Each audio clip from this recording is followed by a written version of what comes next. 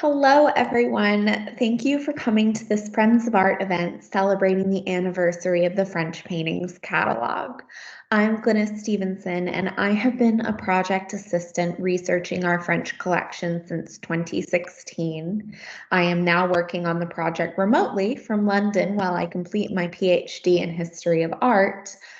I love all my children equally, but some projects have stood out, and tonight I'm going to share my top 5 French paintings discoveries. Number 1, 200-year-old mystery. Our painting, A Lady in Turkish Dress and Her Servant, by the Swiss-French artist Leotard, is one of 5 versions of the same composition, and the only one that's not a pastel. Can you say obsessed? We had no provenance for it before 1953.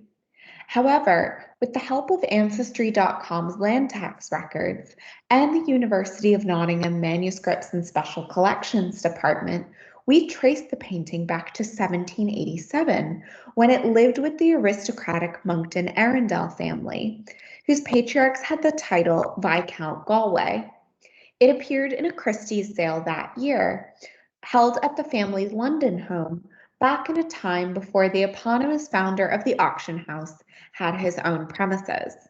Perhaps discontent with the idea that such a treasure would be lost to the family collections, Robert Monckton Arundel, 4th Viscount Galway, purchased many items at the sale, including this painting. In a letter from 1924, the director of the National Gallery of Ireland wrote to the 7th Viscount Galway to thank him for allowing him to come to the family estate in Yorkshire and see his paintings by Panini and Leotard. Fast forward to 1947, when the family sold off their estate, and the picture is listed as a colored pastel, interior with Turkish lady and servant in richly colored robes. As the artist was best known for his pastels, this is a common mix-up. From there, it ended up in a department store specializing in estate sales, connected to the post-war breakup of unwieldy properties before making its way to Kansas City. Number 2, come to the Cabaret. In the bohemian neighborhood of Montmartre, which was immortalized in the film Moulin Rouge, writers and artists love the Cabaret Dino Show. This locale may have provided the liquid courage needed to facilitate the sale of Gustave Courbet's portrait of Jo, the Irish woman, which was sitting in Courbet's studio. With her lush red waves, Joanna Heffernan served as muse for both Courbet and her one-time boyfriend, James Whistler. Courbet painted 4 versions of this portrait and held on to one until he died in 1877, a testament to how much he cherished memories of dancing with her on the beaches of northern France a decade prior.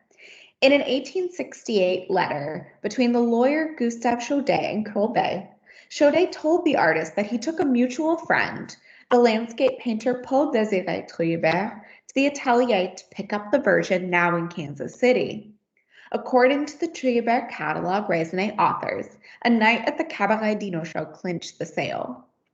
Number 3, my type is Monet.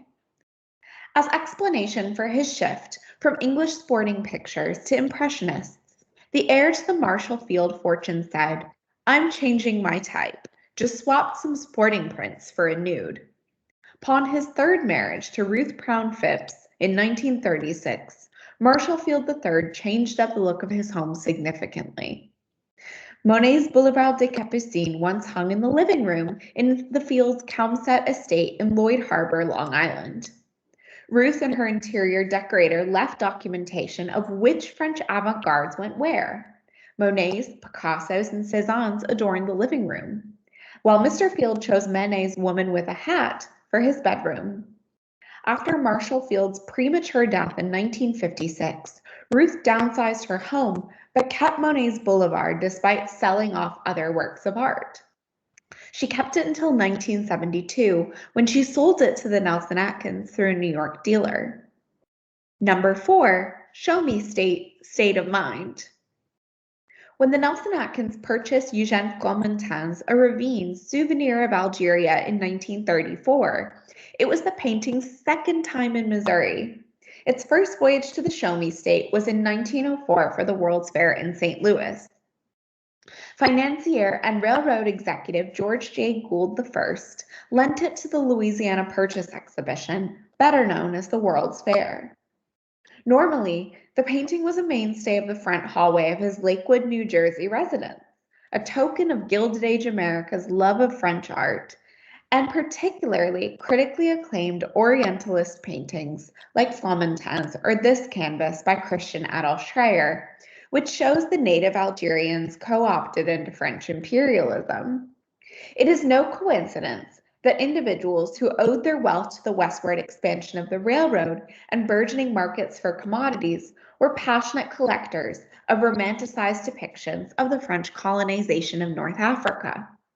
The presentation of the Flamantin painting in St. Louis at a celebration of America's acquisition of land stretching from Louisiana to Montana is a summation of the message within the painting.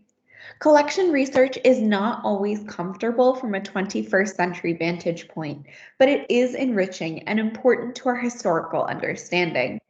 Number 5, rock me like an earthquake? Lastly, our Claude Lorraine pendants, Landscape with a Piping Shepherd, and Mill on the Tiber survived an earthquake in 1783. The archival research of independent scholar Rosanna DeGenero uncovered a list of paintings passed down to firstborn sons of the Ruffo family of Messina by the laws of primogeniture, which mean that firstborn sons inherit everything. Don Giovanni Ruffo, Prince della Scaletta, found his family's palace in ruins following the horrible earthquake of 5th February 1783. Luckily, both the Nelson-Atkins paintings appear on the list of items recovered from the castle. Likely as a result of the collapse of the Ruffo family's home and the economic upheaval caused by Napoleon's invasion of the Italian states, Don Giovanni Ruffo sold the paintings his family had owned for more than a century. Our 100+ works of art in the French Paintings Catalogue span from 1600 to 1945, and giving each of our paintings and pastels their due means it is never a dull moment. We have a fantastic team working every angle from curatorial research to digital publications and conservation. Altogether, the catalog is a fusion of scholarly and accessible research with the latest technology assisting museums to create more e-publications. When the project first started over a decade ago, it was intended to be a hardcover book, and with everything we've amassed in terms of comparative images, essays, conservation science, and background research, an e-catalog is really the only way to bring it all together. In its current format, we can adjust our research as we learn more and make content available in monthly installments. Keep your eyes on our Instagram at Nelson-Atkins the last Friday of every month for new drops, #French Paintings Friday. It costs the price of free, so following this presentation, we hope you'll check it out at our website. Thank you.